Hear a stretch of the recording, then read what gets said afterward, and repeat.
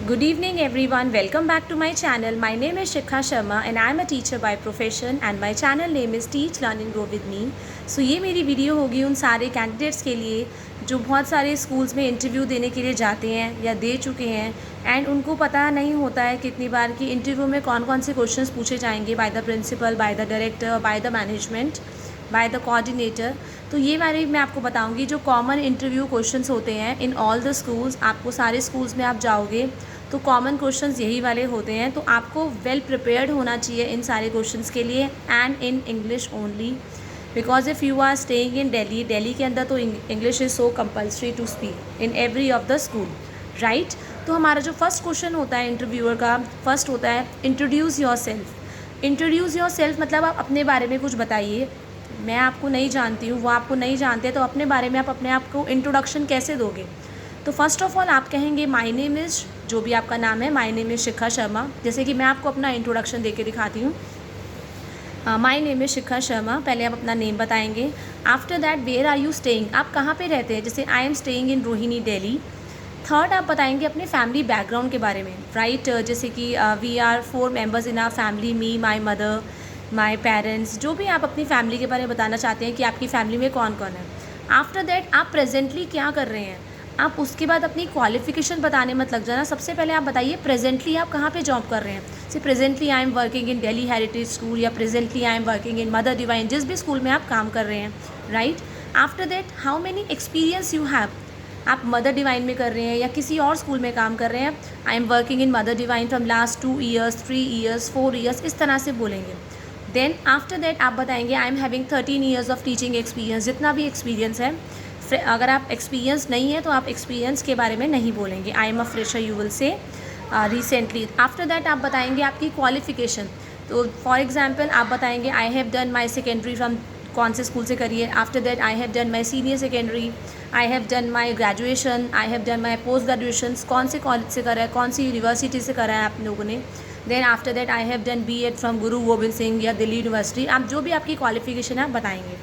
And in the end आप अपनी strength ज़रूर बताएंगे। स्ट्रेंथ जैसे कि आपकी होती है, जैसे कि I have strong communication skills, मेरे कम्युनिकेशन स्किल्स बहुत अच्छे हैं।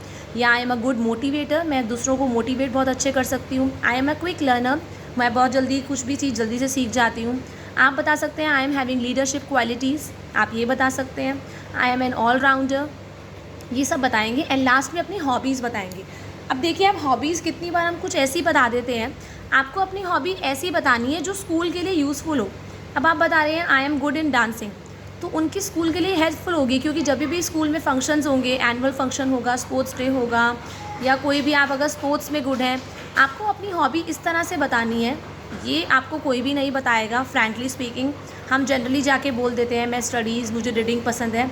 अगर आप रीडिंग बोल रहे हैं तो आपको पता होना चाहिए कि आप कौन से ऑथर की बुक्स पढ़ रहे हैं, उस बुक के अंदर क्या है, क्योंकि सामने वाला हो सकता है आपको रीडिंग में बहुत अच्छा एक्सपर्ट हो, राइट। तो जो भी हॉबी बताएंगे इस तरह की हॉबी बताएं जिसके बारे में आपको पूरा नॉलेज हो। आपने सिंगिंग बोल दिया तो पूछ सकते हैं सिंगर कौन सा है, ये आप इस सिंगर ने कौन सा गाना गाया, तो you should be well prepared for that. Self introduction ख़त्म करते ही आपको नॉर्मली जो क्वेश्चन आता है, why do you want to become a teacher, आपने टीचिंग प्रोफेशन ही क्यों चूज़ किया, ये क्वेश्चन में आप क्यों बोलेंगे। जैसे आप लोगों को पता होगा तो सबसे पहले आप बोल सकते हैं सर और ma'am I love to teach, I want to share my knowledge with others, मुझे अपनी नॉलेज शेयर करना बहुत पसंद है।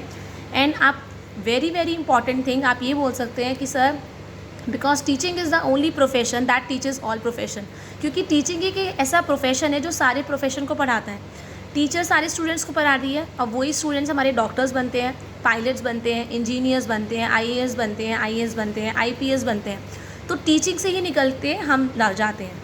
And teaching is the only one जो हमारे सिटीजन्स को प्रिपेयर कर रही है, इंडिया के सिटीजन्स को प्रिपेयर कर रही है। तो टीचिंग इतना ज़्यादा नोबल प्रोफेशन है। Teaching is always coming with respect. जब भी हमें टीचर के बारे में, हम टीचर के बारे में सोचते हैं या टीचर नाम लेते हैं, हमारे अंदर से ही, इनर वॉइस से ही हमारे अंदर उसके लिए रिस्पेक्ट आ जाती है। तो that's why I have chosen teaching profession. After that आ सकते हैं कि आपके अकॉर्डिंग टीचर में क्या क्या क्वालिटीज़ होनी चाहिए। तो टीचर, एक गुड टीचर, आप बोलेंगे अ good teacher should have good communication skills, उसके स्किल्स बहुत अच्छे होने चाहिए। She should have good subject knowledge, अगर वो साइंस की टीचर है, मैथ्स की टीचर है, इंग्लिश की टीचर है, उसका कंटेंट नॉलेज, उसका सब्जेक्ट नॉलेज इतना स्ट्रॉन्ग होना चाहिए कि उससे कहीं भी कुछ भी पूछा जाए उसको पता हो। आफ्टर दैट जो गुड टीचर होना चाहिए शुड हैव स्ट्रॉन्ग पेशेंस, उसके अंदर बहुत पेशेंस होना चाहिए। ऐसा नहीं है बच्चे ने कुछ क्लास में किया और आपने गुस्से में आके थप्पड़ लगा दिया, नो नॉट एट ऑल। आपको पेशेंटली उस सिचुएशन को कैसे डील करना है, प्यार से उस बच्चे को कैसे समझाना है, कहाँ पे गुस्सा करना है, कहाँ पे प्यार करना है, किस लिमिट तक आपको गुस्सा करना है, ये सब पता होना चाहिए। Then a good teacher should be a good listener. जो टीचर होना चाहिए वो लिसनर बहुत अच्छा होना। लिसनर मतलब उसकी सुनने की जो पावर होती है, क्योंकि स्टूडेंट्स को कितनी बार बहुत सारी प्रॉब्लम्स होती हैं और वो शेयर करना चाहते हैं, पर अगर टीचर सुनेगी नहीं और टीचर उनको डांट के भगा देगी तो क्या होगा, वो एक गुड टीचर नहीं कहलाएगी। तो good teacher should be a good listener. After that a good teacher it should have good understanding. आपकी अगर आप एक गुड टीचर हैं, आपको पता होना चाहिए कि आपको अंडरस्टैंडिंग बनानी है अपने बच्चों के साथ। अगर बच्चा कुछ आपसे बोलना चाहता है तो आपके अंदर इतनी अंडरस्टैंडिंग होनी चाहिए कि आप उसको पहचान सकें, उसकी फीलिंग्स को पहचान सकें, राइट। आफ्टर दैट एक ये क्वेश्चन भी होता है कि why should we hire you, हम आपको जॉब पे क्यों रखें, आपने ऐसा क्या है। तो आप बोलेंगे सर और ma'am I have all the qualities that a good teacher should have. मेरे पास लीडरशिप क्वालिटीज़ है, आई am having all qualification, I am seated qualified experienced one. मैं छोटे बच्चों के साथ साथ बड़े बच्चों को भी संभाल सकती हूँ। I am able to handle senior as well as junior students. Then I have good content knowledge. आप अपनी टीचिंग के बारे में बता सकते हैं कि I can connect my teaching with real life objects. मैं अपनी टीचिंग को रियल लाइफ एनवायरनमेंट के साथ कनेक्ट कर सकती हूँ ताकि वो लर्निंग लॉन्ग लास्टिंग हो। एंड द लास्ट वन, जो अगर आप सिलेक्ट हो जाते हैं, सारी चीज़ें अगर उनको पसंद आती है, तो आपका लास्ट क्वेश्चन होता है what is your salary expectation. अगर आपसे सैलरी एक्सपेक्टेशन पूछी जाएगी, आप कभी भी नंबर में नहीं बोलेंगे। अगर आप फ्रेशर हैं तो आप बोलेंगे definitely sir salary doesn't matter for me because I am a fresher and I want to gain experience. मुझे एक्सपीरियंस गेन करना है, अपनी स्किल्स को ब्रशअप करना है, बट फिर भी as per your school norms या as per the norms of TGT PRT और PGT मैं एक्सपेक्ट कर रही हूँ। और अगर आप एक्सपीरियंस है तभी भी आप बोलेंगे sir as per your school norms, right. So this is all these are the all questions जो आपको एक नॉर्मल इंटरव्यू में पूछे जाते हैं, टीचर इंटरव्यू में पूछे जाते हैं। Thank you everyone, have a nice day.